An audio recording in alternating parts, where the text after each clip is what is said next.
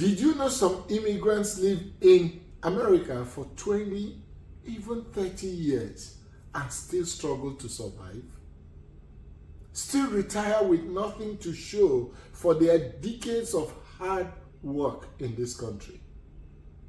Some even end up depending on GoFundMe just to be able to afford their medical bills, or quietly beg from family to keep body and soul together. Why, you may ask?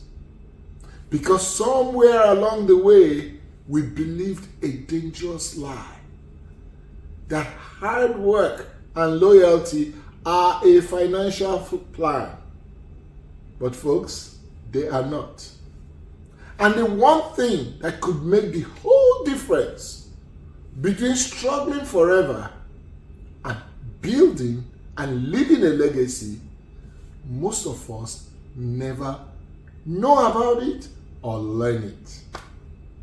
Welcome to Cash Talk for Immigrants. My name remains Wachukwu, Vidal Wachukwu. I'm not just a pastor, not just a lawyer, but also a licensed financial professional. That's what matters. And more importantly, I'm an immigrant who got it terribly wrong for too long. When I came to this country, I brought what many of us Africans carry with us: respect for authority, loyalty to a fault.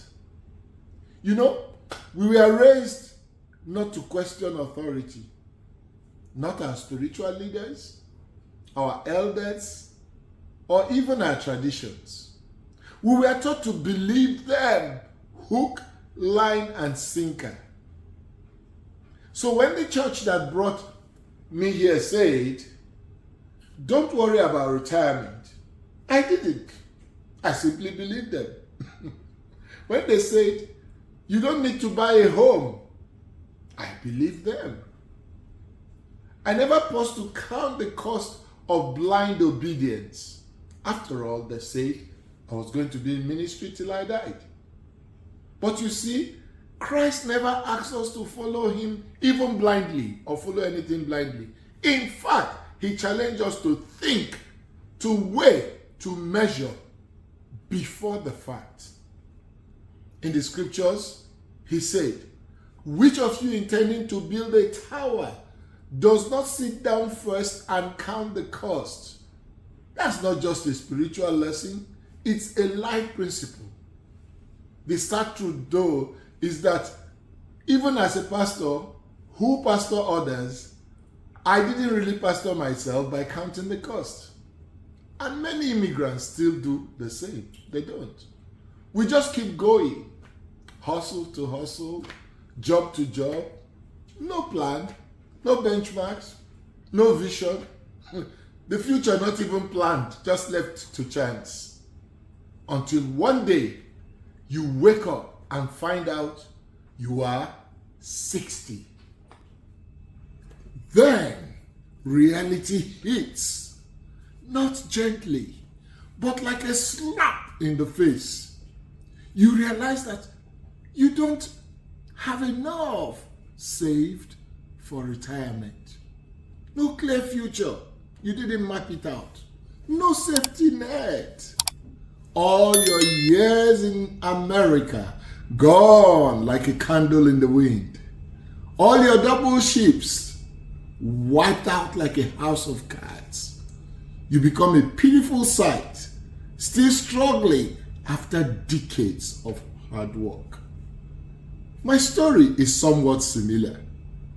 For years, I gave my best to the church that brought me here. My loyalty, my time, my trust, my everything. I believed they had my best interest at heart, as they promised. And then one day, without warning, out of the blues, they just let me go like that. No pension, no severance, not even a thank you. Just like that, I was out in the cold, empty-handed, boy, that forced me to finally sit down and count the horrible cost of my journey, something I ought to have done from the beginning. I had two choices: wallow in self-pity and return to Nigeria empty-handed, as the callous hatchet man of the church had told me, or do what? Rise up, take control of my destiny, and invoke that indomitable spirit of my Igbo people. Onye ajụrụ ajụ anaghị ajụ onwe ya. He who is rejected does not reject himself. I chose the latter and started reclaiming my destiny. What about you? Yes, you. Are you reclaiming yours? Where are you today? Are you still in the same job? Day in, day out, clocking in and clocking out, year after year? Still just sending money home? Sometimes borrowing just to keep up appearances? Still saying, God will provide, but never stopping to really ask yourself the hard question: where will I be in 10 years' time? I'll be 10 years older. Where will I be in 15, 20 years' time? You've worked so hard for others, but when will you start working and building for your own family? In the Holy Scriptures, Joseph asked Laban, his father-in-law, you know how hard I've worked for you, but when will I do something for my own household? That's the question I want you to ponder over.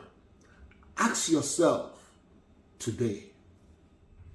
So how do you start? You start by counting the cost of your immigration journey. You want to start with what is called the 3 biblical KPIs. That just means key performance indicators. The first one, picture. You know, it is said that a picture is worth 1,000 words, right? Now, did you envision yourself? Did you picture where you would be in a couple of years when you arrived in America? What did you picture? Financial freedom? The American dream? A successful retirement after working so hard? Owning your own home and possibly even getting others? Legacy? Leaving something behind for your family? What did you picture? Number 2, price. What does it take to get to my destination? To all those things you pictured? Do you know the cost? What will you pay to achieve all those? In terms of time, discipline, consistency, intentionality. Dollars, yes. Number 3, progress. Progress. Are you tracking your growth? Or just repeating the same thing day in, day out, year in, year out, and expecting a different outcome?